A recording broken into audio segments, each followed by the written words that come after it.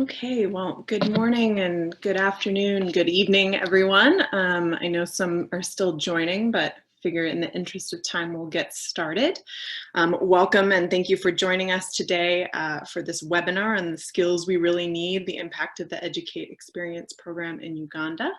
My name is Heidi McAnnally-Linz, and I am the Director of Policy and Communications for Innovations for Poverty Action, or IPA, and I'll be hosting and moderating the discussion today.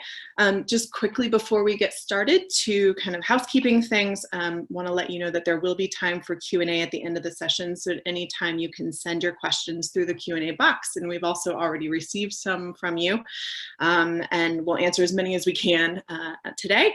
And second, just so you know, the webinar will be recorded and available after the session. Okay, so let's get started. So I'm pleased to welcome 4 guests today to our panel. First, Meghan Mahoney, who's the Director of Monitoring Evaluation of Educate, and Hawah, Nabbuye, who's the Deputy Country Director in Uganda, also of Educate. And then the 2 researchers on the project, Laura Chioda, who's a Senior Economist at the World Bank, and Paul Gertler, who's a Professor of Economics at the Hawah School of Business at UC Berkeley. So thank you all and welcome. Thanks for being here today. And before we dive into the details of the study, I'll take 2 minutes to kind of zoom out very briefly to explain the vision and kind of the approach of what we do and how that fits into what we'll be talking about today. So just at a very high level, for those who don't know us, IPA exists to do this kind of work. As we all know, billions of dollars are spent every year on poverty reduction, but we know that it's not always spent on the things that are most effective at actually improving the outcomes we want to improve for those around the world. And simply put, IPA exists to solve this problem. We do the rigorous research to figure out what actually works, together in partnership, very deep partnership with researchers and implementers around the world. And then we make sure that that evidence is used to improve the way aid money is spent. We like to say that we combine the mindset of a venture capitalist with that of a scientist, pairing innovation with a rigorous methodology to identify the impacts and actually benefit the poor. Last month, as many of you will have heard and celebrated, 3 researchers that we work with and whose work was foundational to our approach won the Nobel Prize in economics for this experimental approach to alleviating poverty. And they like to say that this was recognition of a movement. And I'd further say that everyone here on this panel today is a key part of that movement. And IPA, is very well known for doing RCTs, but we do more than that. For those who haven't worked with us recently, our newer strategy lays out 3 critical pillars to actually get evidence to be used. The first is creating that stronger evidence to deepen knowledge through typically RCTs. But the second is to share that evidence both at the global level, like we're doing today, but also at the local level with local decision makers and implementing organizations. And then finally, a newer part of our strategy is that we're working very closely in partnership with organizations and governments to equip decision makers to use that evidence to actually improve lives. And then finally, IPA at a glance, for those kind of, to really zoom out, we've done over 850 evaluations around the world.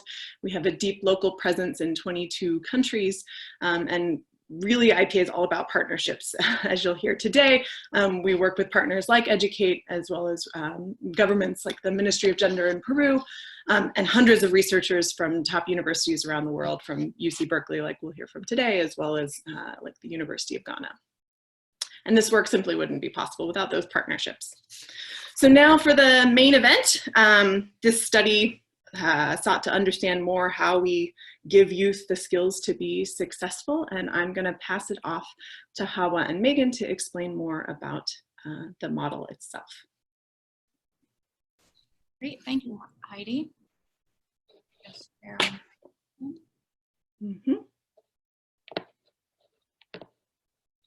All right.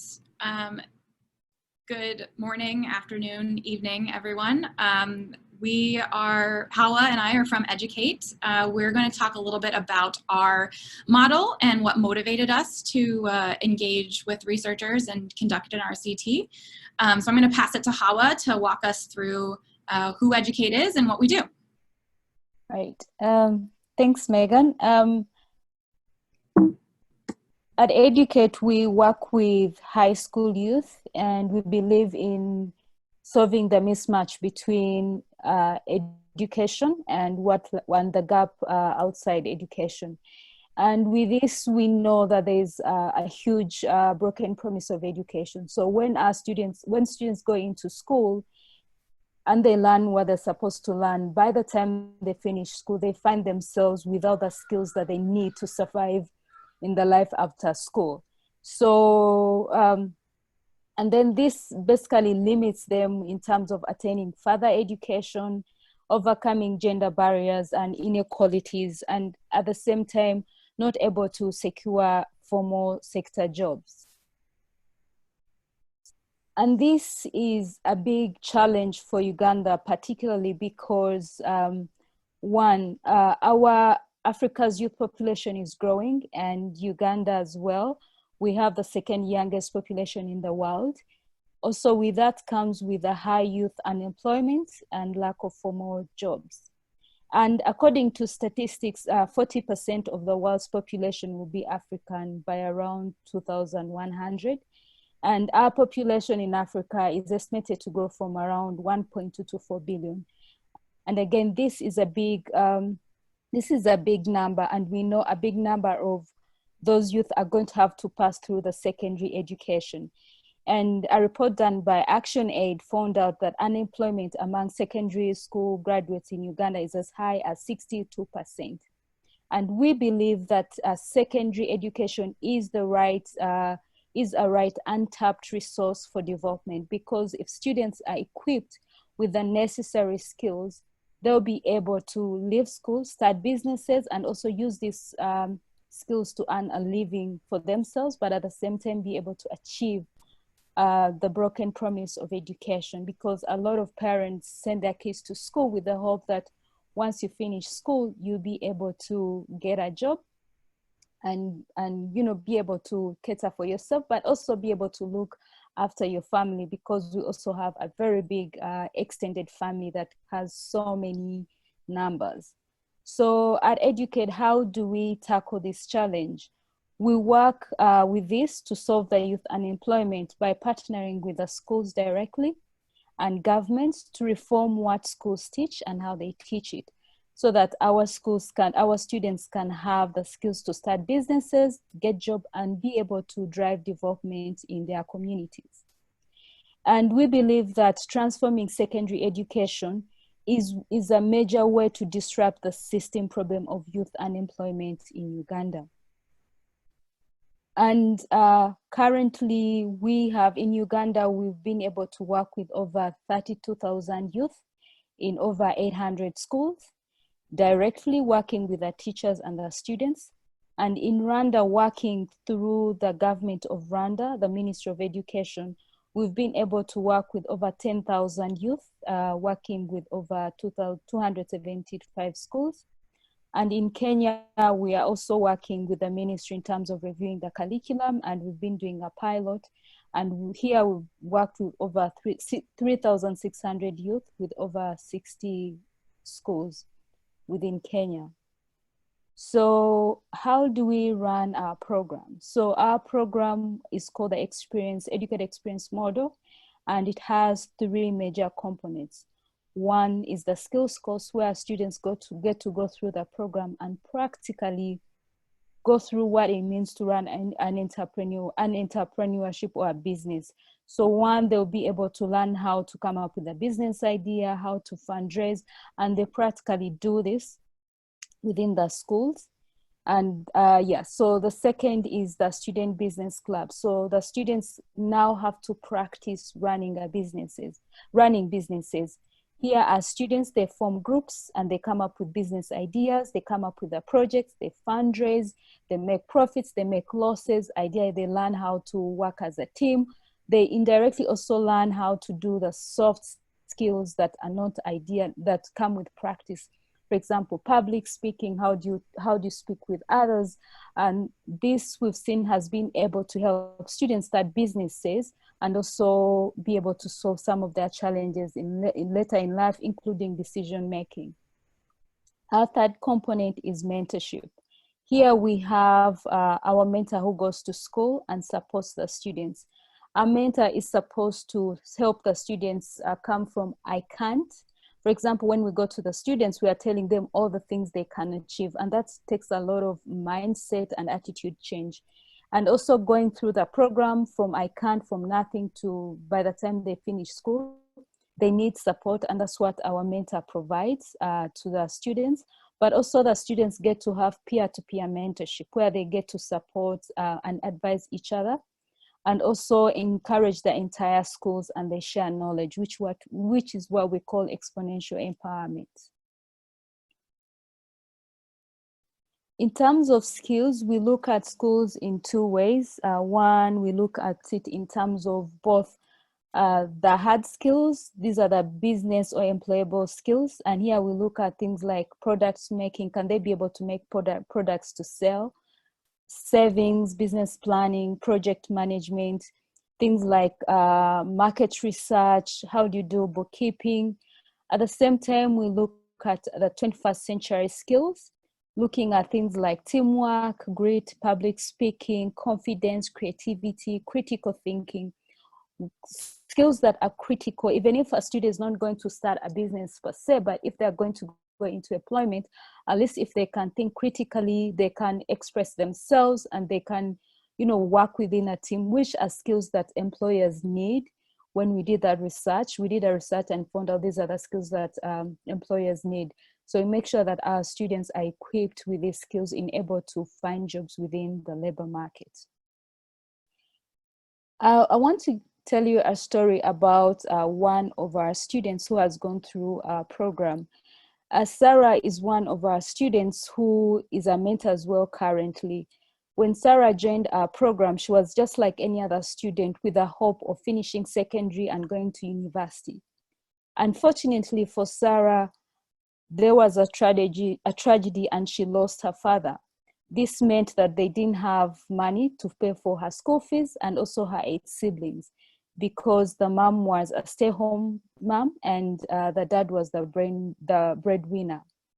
So this was a challenging moment for Sarah, but because she had gone through the program and she had learned all the soft skills and the hard skills, she realized, one, I need to first find a job, and she found small jobs that she used to take herself through secondary, and she was able to graduate through secondary.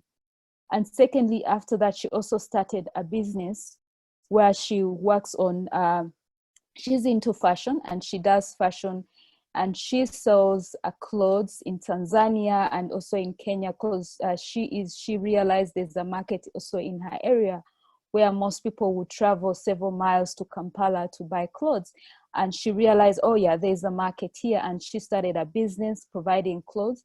So currently she's taking herself to university and she's supporting her family, but at the same time, she has been able to support one of her siblings to go to school with school fees.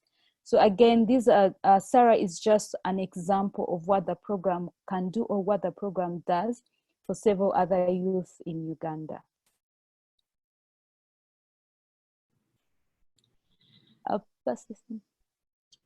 Great, thank you, Hawah. I'm gonna take it from where Hawah just left off and use that as an opportunity to talk a little bit about not just what Educate does, but how we think about achieving our ultimate impact. So as Hawah shared with us through Sarah's experience and through describing the program, Educate implements our skills course, student business clubs, and mentoring in order to achieve impacts in outcomes across a number of different areas within youth's lives. We'd like to see youth use the skills that they develop to improve their livelihoods, to increase the economic and social participation. So this means getting jobs, running a business, but also thinking about how they can contribute personally to improve the lives of not only their families, but others in their community. And then thinking about, using skills and the importance of skills, we like to track and make sure that youth are actually building these transferable skills that we know are important, not just in running a business, but in furthering education, in working for others, and generally navigating sort of the ups and downs of life. All of these outcomes we see as leading to the ultimate impact, which is improvement in life outcomes. And also we mention education outcomes because we want our students to see themselves as lifelong learners and not just interacting with the school system while they're youth. One of my key roles here at Educate is to think about, now that we've spelled out this theory of change, how are we actually achieving this? How do we know that we're achieving these objectives? So our practice at Educate is to measure our impact through periodic, rigorous impact evaluations, mostly through partnering with external researchers like Paul and Laura, and then to manage to that impact using mostly tech-based monitoring systems. So we've built a pretty rigorous and I would say, well, I think it's a pretty interesting system here at Educate, where we use a number of different sources to validate our theory of change as we're moving towards achieving that impact. So I've mentioned the periodic rigorous evaluations, impact evaluations that we conduct. We use tech-based, so mostly through SMS or text messages and smartphones, to get continuous data about how our program's performing against the targets that we've assessed. And our programs team gets real-time updated information from this monitoring system to help them know, are certain schools falling behind, are we achieving the objectives that we set out to, or are the student business clubs meeting the intermediate requirements that we know are necessary to create a quality experience for those students. And then when we think about making design changes to our program and continuously improving it, we use tight build, measure, learn loops, which are quick, rapid design cycles designed to test quickly hypotheses about program design elements to make sure that we have the opportunity to see how it operates in a pilot fashion before we scale it up to the rest of the program. And we also use what we call cross-cutting designs. When a program model or a pilot or something piloted is ready, we launch somewhat of an internal impact evaluation to try to compare the outputs and outcomes that we achieved through previous versions of the program to outputs and outcomes that we achieved through new design aspects. And that's a way of sort of keeping us honest and making sure that the program improvements that we're making are actually furthering our objectives. So that is all that we're going to talk about today, and I'd like to hand it to Paul to talk to us about the results that they helped us find through our RCT.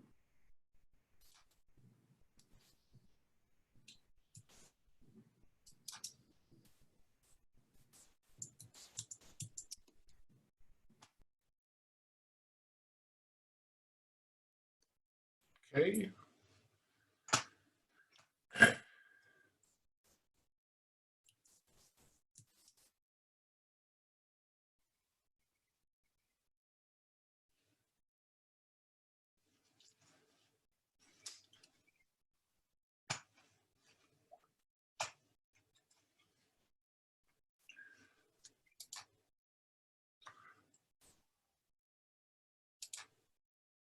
Okay, can you hear me? Yeah. Okay, good, thanks. Well, hi everybody. Good morning from rainy California. I'm delighted to be here. I'm going to talk a bit about what we did to look at how Educate influences the lives of youth in Uganda. This is joint with Laura Chioda at the World Bank and David Contreras here at UC Berkeley.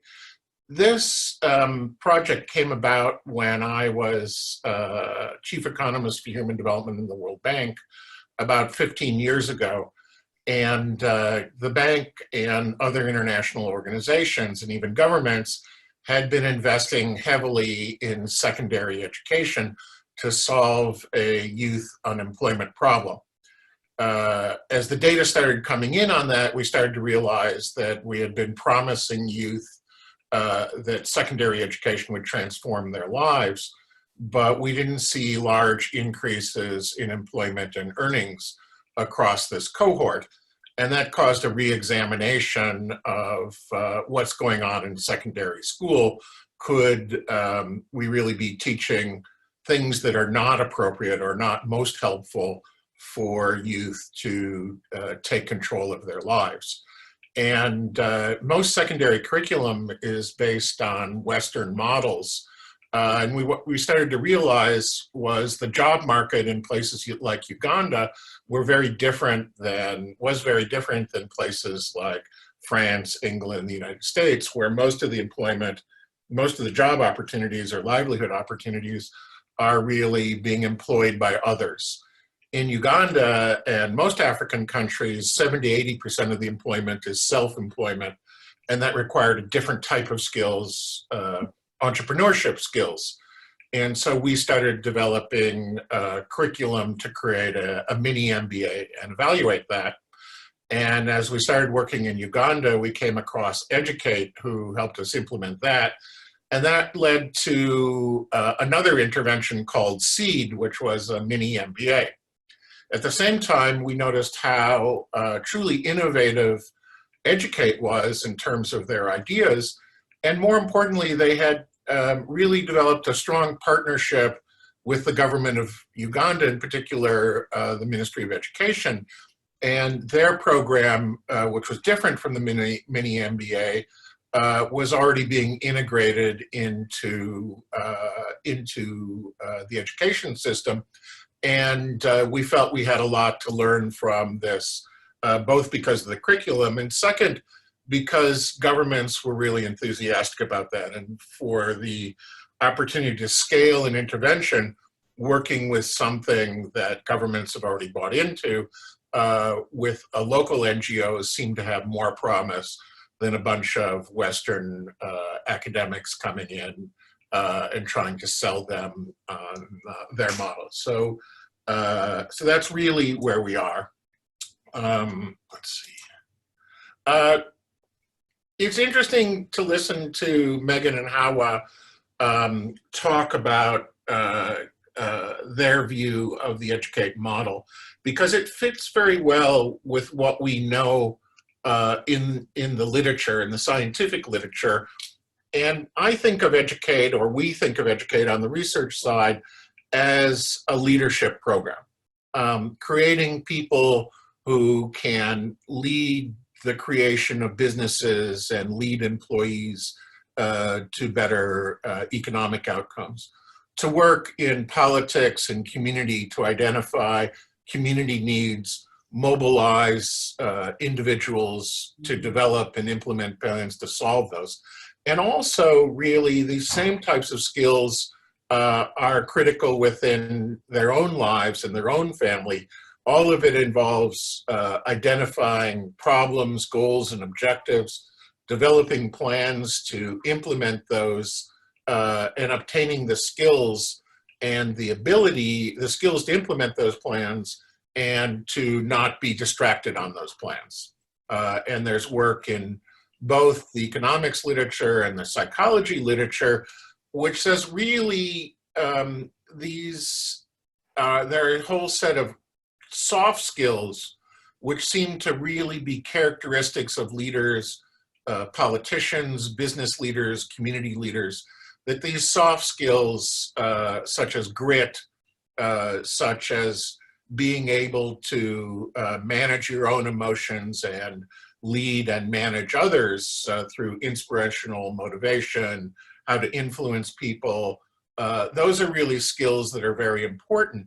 And in high school and the education system, we're not trying to teach those skills. So two questions emerged from listening to how Educate thought about their model on the ground, which matched very well with the literature, was one, can we teach these types of skills, and do these skills really matter for the types of outcomes we're interested in? Okay, so what we're going to do is talk about is we're going to focus on what the impact of education intervention is, One, we're going to ask, can we improve these soft skills and social leadership?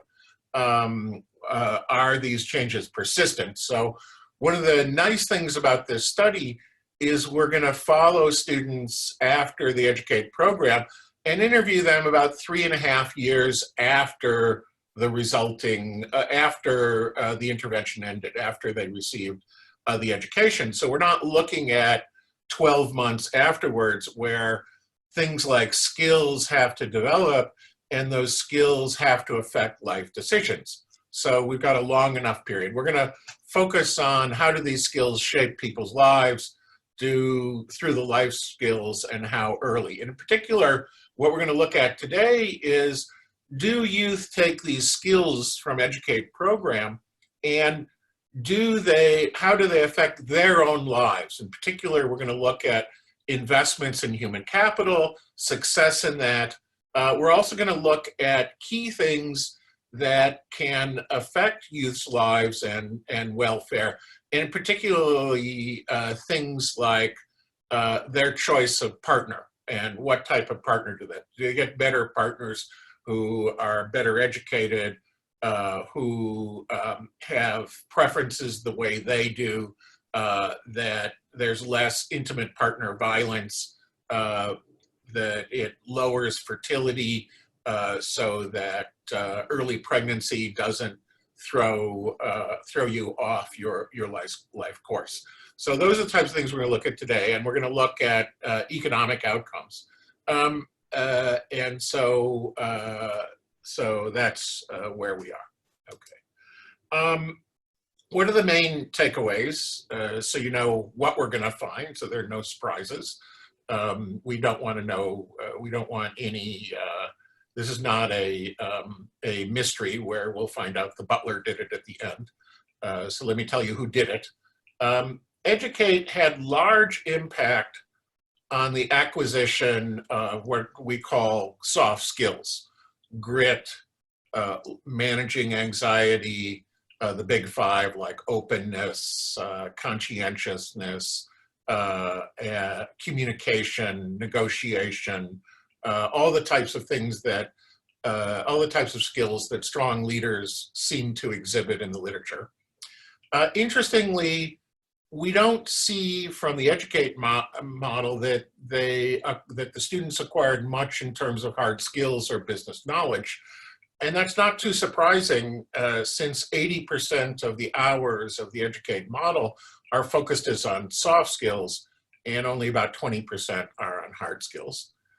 Educate does lead students to invest heavily in their education in terms of, and especially women, in terms of high school graduation, going on to college, and majoring in STEM and business outcomes.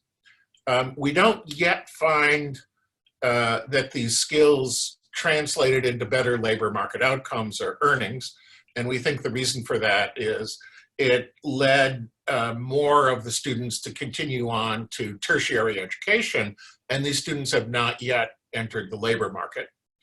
And then finally, we find large social spillovers, less risky behavior, sexual activity, delay in family formation, and better choice of partners. They're partnering with wealthier, better educated partners, both men and women. We see shifts in social norms, especially amongst men.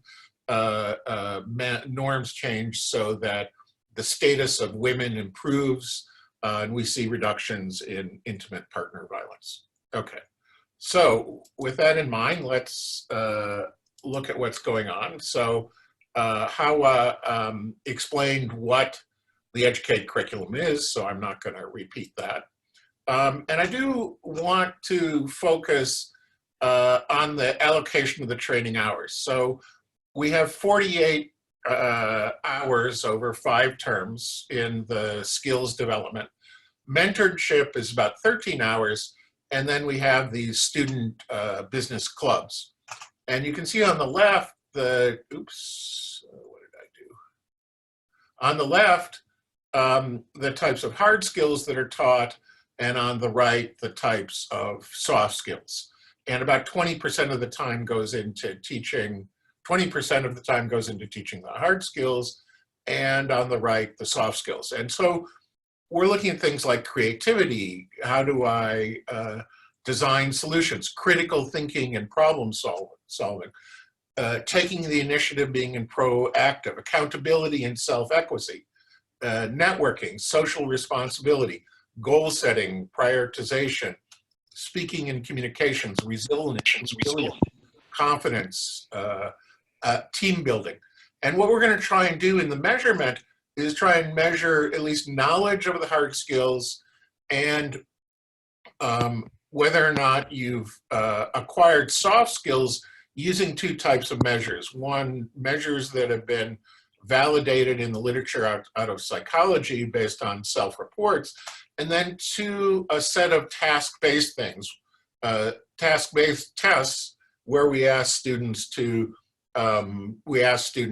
actually implement a problem. So for example, for communication and negotiation, we ask a student to give a 1-minute speech as to why they deserve a land grant from the government. We record that and have a series of community leaders evaluate as to whether they would have given the money to them. Okay. All right, so we're in Uganda. We have 48 schools in the study from 6 districts.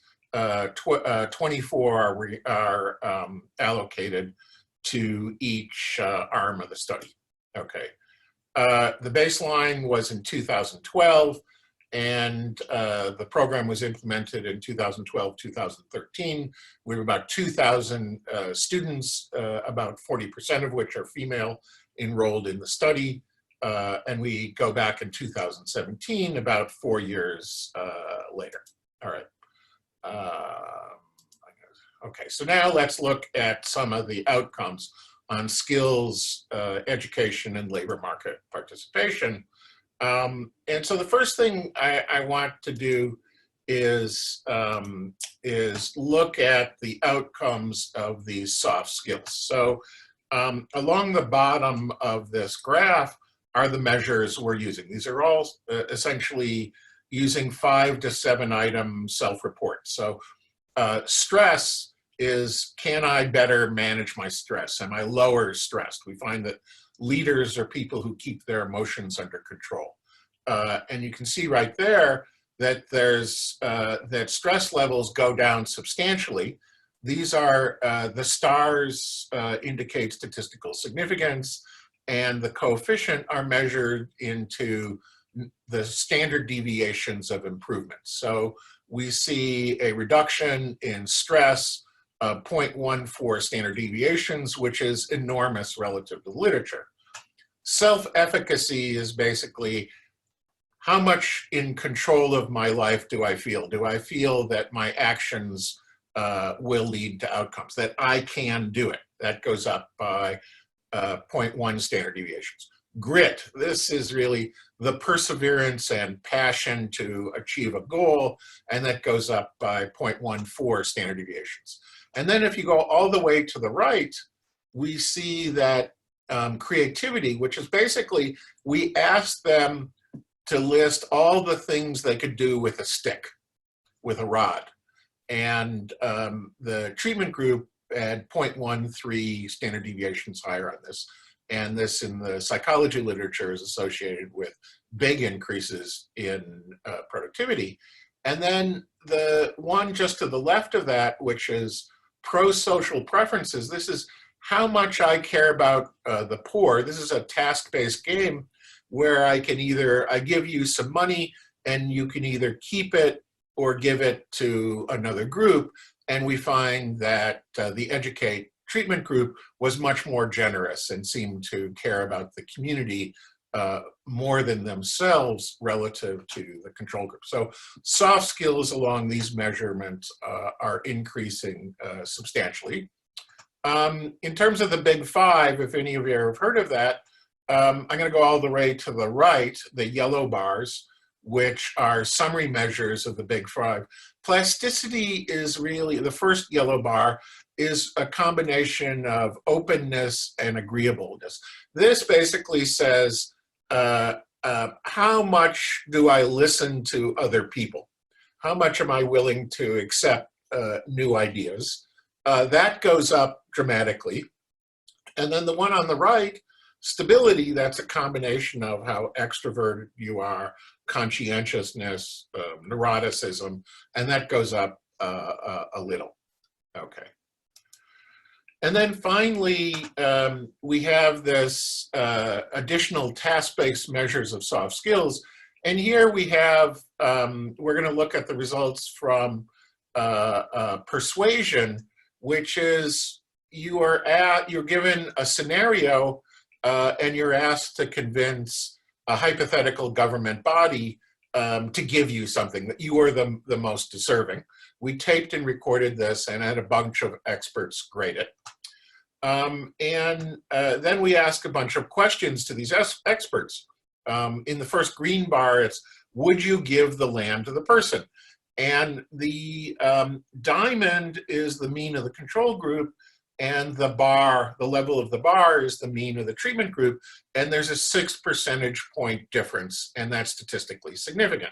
So the treatment group was more able to persuade the government. Then we ask, would you do business with this person?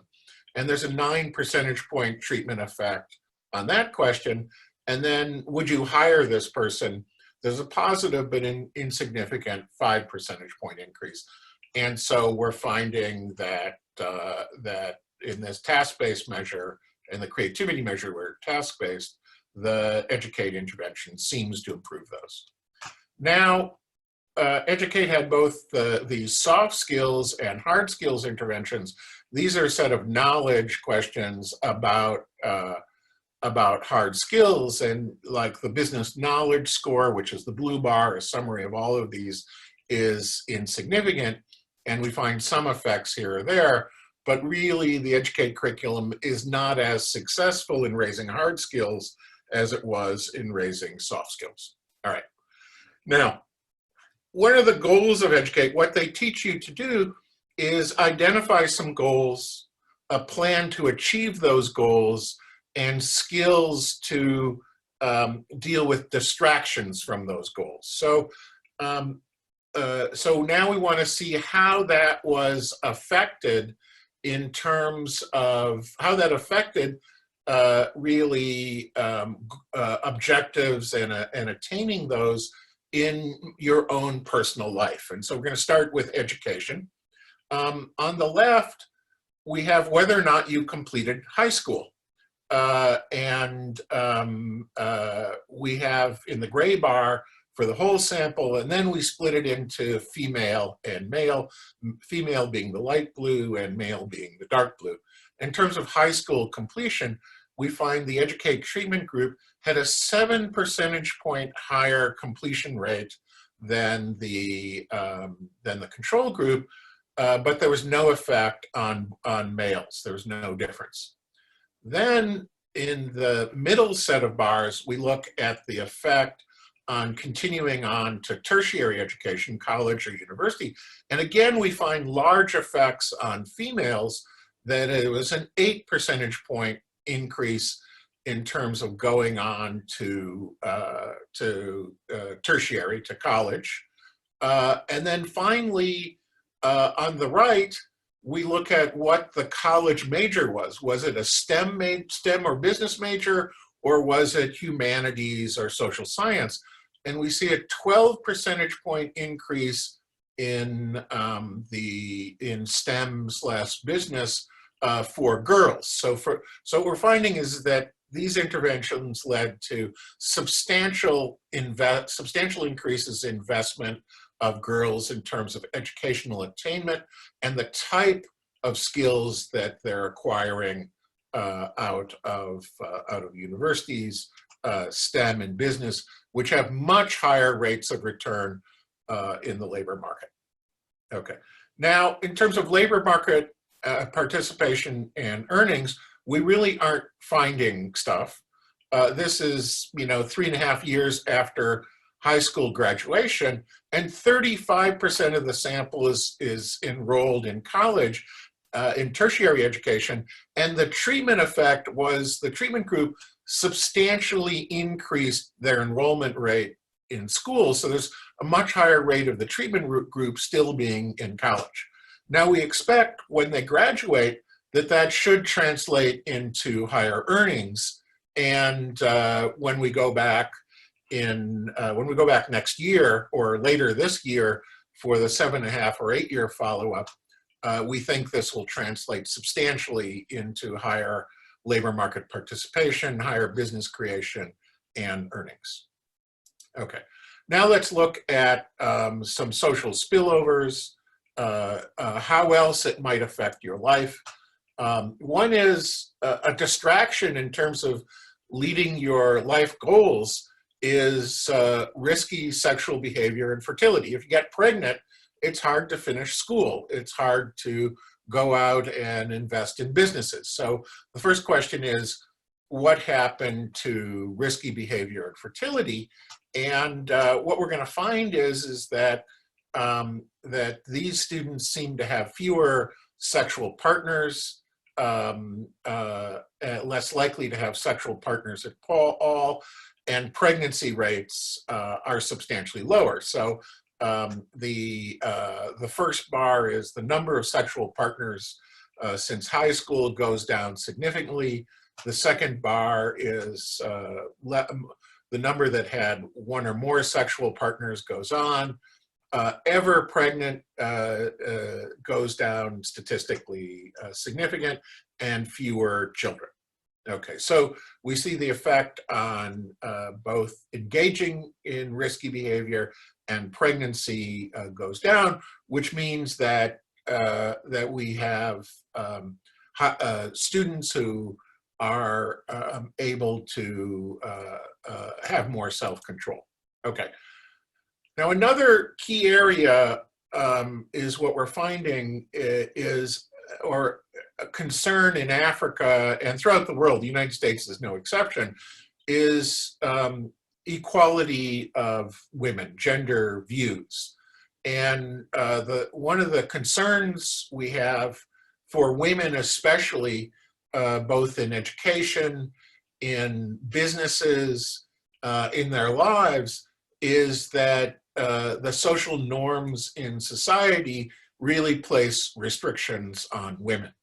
And so one of the things we wondered was, did the Educate experience really empower women by creating better norms for what they do? And so what we have here is, we have here questions about work and role in the household. So the first one, and the light blue are the results for women, for females, the dark blue for males. So the first one, which is quite interesting, is that does the male partner need to decide whether the female can work? And what we see is females are finding partners who are less controlling in their work decisions by 14 percentage points, and men seem to be viewing that their role is not to decide how a female can work, whether or not they can work, by 7 percentage points lower. We see men are more likely to consider a female asking to use a condom is appropriate. Third column, men find it more acceptable that females can refuse to have sex. In the fourth column, men more significantly value men and women equally, although one which is a little bit at odds is the view of society. So the first 4 questions had to do with views within the couple, right? Is it okay for women to ask to use condoms? Is it okay for women to decide whether or not they'll work on their own? This last one asks about community views. And here there's still some concern amongst men that women who make decisions jointly with men are respected. And here that goes down. So that's a little bit of concern. Okay, now let's look at intimate partner violence norms and incidents. The first one is the socially acceptable, whether or not violence is socially accepted. That goes down significantly, and the actual threat or incidence of violence goes down 6 percentage points. So we do see that women are in partnerships that have less intimate partner violence. Okay, so one thing, let's see, I'm going to just spend 2 minutes looking at some interesting results on really partnerships and couples decision making. One thing we find is male graduates are more, let's see, I'm going to skip this one, sorry. Educate graduates appear to be able to find better partners. So again, we have all female and male, male's gray, female's dark blue. Females are selecting or partnering with younger males. We see that females are partnering with men who have higher future wealth potential, and males are partnering with women who have higher social status. So in terms of human capital measures, both men and women seem to be finding better partners. And then I think the last set of things I want to talk about is, are you finding partners who really value the same things that you do? So there's less conflict within the marriage or the partnership. And we look at it for, should the female labor participation, should they get a job? Should we have fertility decisions? Should we have a child now? And then condom use during sex. So we pool all these results, and what you see is that women are finding partners in which they have, men and women are finding partners in which they have more agreement. So in terms of these decisions, we ask, did you agree with your partner before you discussed it? And women are agreeing 13% more in the treatment group with their partner initially. And then at the end, after you've negotiated or discussed it, it's 15% more. And the fact that there's no difference between the initial agreement and the final agreement suggests this is not better negotiation within the partnership, within the marriage, but it's really the effect of finding better partners in which you have common views. Okay, so what did we find? We find Educate was strongly successful in improving skills associated with leadership, all of the soft skills reported. It affected in a big way investments in human capital in terms of post-secondary, in terms of college and business STEM activities. And I think that even though we don't see earnings and entrepreneurship outcomes, we think that's because a lot of the treatment group continued on to university, and once they finish, those economic outcomes will improve in the future.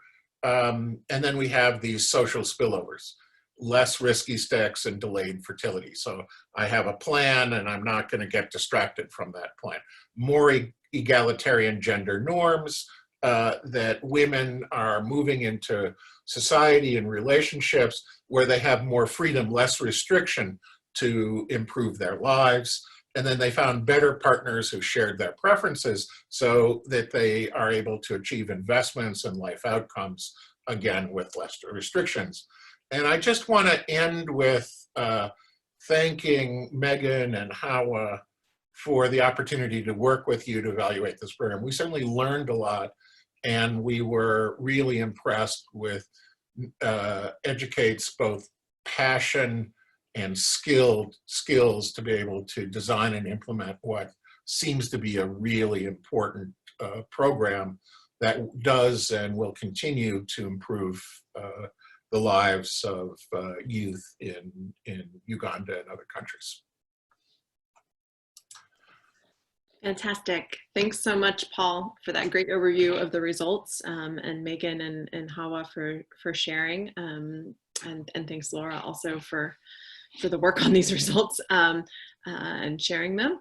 I think we have time maybe for 2 or 3 questions. So I'm going to start by asking Meghan and Hawah if they can share a little bit about what these results mean for Educate and what you guys are doing next with them. Oh, Meghan, you're on mute. Let's see. Can we get you off mute? Kara, maybe can help Kara. There we go. Back on? Okay, great. Thanks, Heidi. I'll take this this question. First, I want to just echo what Paul said about how much we value this partnership. I think it's been really helpful and important for us to really ask ourselves some hard questions about what the impact we're achieving. And I think partnering with the researchers has allowed us to kind of expand our idea of like what youth do with skills. So just to echo Paul, this has been a really fruitful partnership for us, and we're excited to see it continue with future rounds following these youth. In terms of what we're doing with these results, I think we have kind of 3 buckets of actions that we're taking. First, you know, we really got a gift in that Paul and his fellow researchers were also evaluating the SEED program at the same time. And that gave us kind of a comparison of what you can expect to see when there's more of a focus on that like mini MBA hard skills. So one of the things that we hope to do is, or that we're trying to do and we're starting this year, is incorporating more focus on negotiation skills, looking at the curriculum that SEED used and try to just plop that directly into ours. The second 2 things we're doing is exploring how we can increase the focus of business plan development and move that from groups of students working together to individual students working on their business plan as a way of making it really real and giving youth the ability to apply the skills, not only with their peers, but by themselves. And then the third thing in updating our model is we're exploring how to keep the skills that youth build through the Educate curriculum and the businesses that they're learning to create top of mind through light touch follow-up and light touch engagement after they leave the program. And so we're toying with when that might make sense, how exactly to do that, but those are kind of the things that we're exploring, we're trying to incorporate into our model right now. We're also taking the boot camp mini MBA style that Paul alluded to through the SEED program, and we're exploring how we could also implement that in our context, as Paul mentioned, thinking about could we do this with younger ages, what could that look like? So we're starting to think about how we could pilot that. And then the third thing that we're doing is really dedicating ourselves to continue to learn. I think going through this process taught us that while RCTs really, this one answered a lot of our questions, we still have more questions, and we are recommitting to answering those questions. So that means continuing to follow these youth to see what they do with these skills now that they're moving through tertiary. It also means thinking about sort of the whys and hows and the mechanisms behind all of these impacts, but particularly some of the social spillovers or the gender-related outcomes that we've seen. And then also thinking about how can Educate's model be translated to other contexts, to other ages, so younger youth, youth who have different engagement with or current engagement with the education system, the formal education system, and then through other pathways. How can we make sure that as we partner with policymakers or governments, that we're creating the same student experience that allows students to really develop those skills when we work more with and through the existing education system. So those are kind of the 3 buckets of things that we're doing. I'm sure there's more, but that's the high level. It's very exciting to see what's next for Educate. Thanks for sharing. So there are a lot of questions, and I'm sorry we're not going to get to all of them, but I think for the research team, for Paul and Laura, there's kind of two sets of questions, and I'll ask them both at the same time and let you just kind of answer them. So the first set of questions are kind of thinking about how measurement questions around measuring soft skills, and probably don't have a lot of time to get into the details there, but anything you want to add or touch on. And then finally, when we think about generalizability, how these results could apply to other contexts or to other age groups, and what's next for the research around that. Laura, they're sick of hearing from me, so why don't you start? So very quickly on soft skills. So as Paul mentioned at the beginning, most of all the self-reported measures are actually validated psychological kind of barrier tests that have been validated for stability in a specific Uganda context. The open question, and that's what we are going to be doing a little bit more in the next round, is try to turn self-reported measure into task-based measure, where now it's not just me telling you how I feel, whether it's about stress or about, other dimension of the soft skill. I'm a great person, I kind of executed my plan, but try to translate those into actually observable and actionable measure through this type of exercise at task-based. That's actually, if you want, in terms of where is the literature on soft skills, it's the new frontier. And so we wanted to push these a little bit more, and actually complemented the same with some of the biomarkers that, whether it's like EEG or brain scanning, that allow us actually to actually more objectively measure which part of the brain have actually developed. In terms of translation, and these, I think we didn't get to talk about this part, we looked a little bit in terms of heterogeneity and some of the underlying mechanisms, and we think in part the role of skills is critical. In particular, soft skills, we think that is one of the key mechanisms Paul mentioned several times. I'm developing a plan, I'm identifying opportunity, and I have the skill to execute it. Because these are mechanisms that are very much intrinsic to behavior, there is a sense in which there is a hope that this type of intervention can also work elsewhere. Clearly, the Educate curriculum will have to be adapted to specific contexts, because most of their education is not just, being greedy is good, but they apply exercise, life experiential, they practice these skills. But there is a sense in which there is much hope, exactly because most of the impact seems to come through the role of soft skills, that these positive effects are going to translate even in different contexts. And in terms of heterogeneity, we seem to have, for instance, people seem to benefit the more from this program are people that were, at the beginning, at baseline, a little bit more insecure. They were not as confident. They seems to have, so there is a sense in which this program has acted as a complement for some of the deficiency at baseline. Paul, do you want to add anything else? Nope, sounds good. And Paul, in terms of what's next for the research? Well, we're in discussions with Educate to try and figure out what are the most productive innovations to test.